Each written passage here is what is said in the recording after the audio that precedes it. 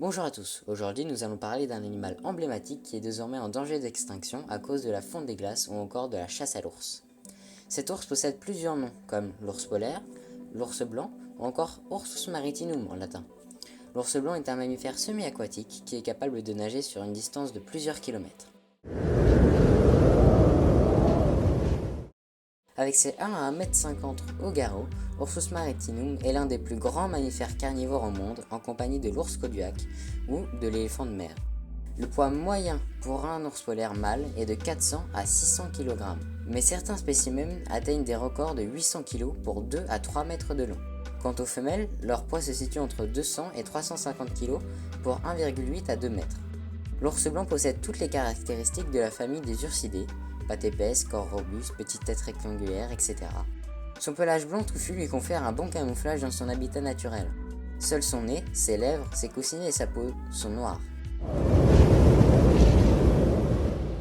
L'ours polaire vit exclusivement sur la banquise de l'océan Arctique au pôle Nord. Son habitat est limité aux bancs de glace recouvrant l'océan qui leur servent de terrain de chasse aux phoques, leur principale proie. Malheureusement, la disparition de la banquise prévoit une extinction de l'espèce avant la fin du XXIe siècle.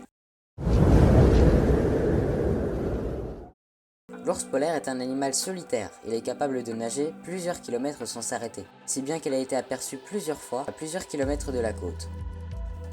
Ce qui lui confère ces incroyables capacités se trouve dans la couche de graisse qui recouvre son corps.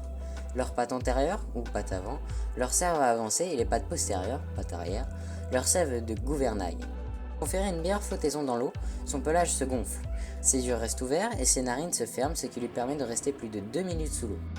Sa fourrure est si isolante que parfois il lui arrive de souffrir de la chaleur. Pour se soulager, il creuse dans la terre à la recherche du permafrost, glace qui ne fond jamais.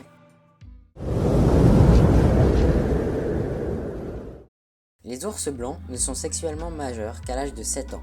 Seules les femelles ont la capacité d'être mères dès l'âge de 3 ans. Celles-ci n'engendrent la plupart du temps que 2 petits à la fois, à raison d'une grossesse tous les 3 ans. Les oursons naissent alors que la femelle hiberne tout le mois d'octobre. Pendant ces quelques semaines, les petits se contentent du lait maternel pour seule nourriture. La femelle sort de son hibernation en mars, puis s'accouple en juin. L'ours ne fait sortir ses petits de la tanière qu'à l'âge de 3 à 4 mois. L'indépendance de ces petits est tardive car leur mère s'occupe de toute leur éducation seule. La chasse, le choix de la tanière, etc. L'ours polaire est classé sur la liste rouge des espèces menacées par l'UICN, Union internationale pour la conservation de la nature. La population mondiale de cette espèce, déjà estimée à 22 000 individus, a de grandes chances de décliner de 2 tiers d'ici 2050. Malheureusement, la réduction de leur habitat naturel, qu'est la banquise, prévoit la fin de cette espèce d'ici la fin du siècle. Son organisme ne lui permet pas de survivre sans glace. De plus, leur principale proie, les phoques, de par la fonte des glaces de la banquise, peuvent désormais reprendre leur souffle hors d'atteinte des ours. Certaines études prédisent qu'à la fin du siècle, l'océan Arctique risque de se retrouver découvert de toute glace. Or, aucun rapatriement en Antarctique de cette espèce n'est sérieusement envisageable. On observe depuis quelque temps une augmentation du nombre de noyés et du nombre de cannibales au sein de cette espèce. C'est une donnée plutôt alarmante en raison de la faible population que compte l'ours polaire.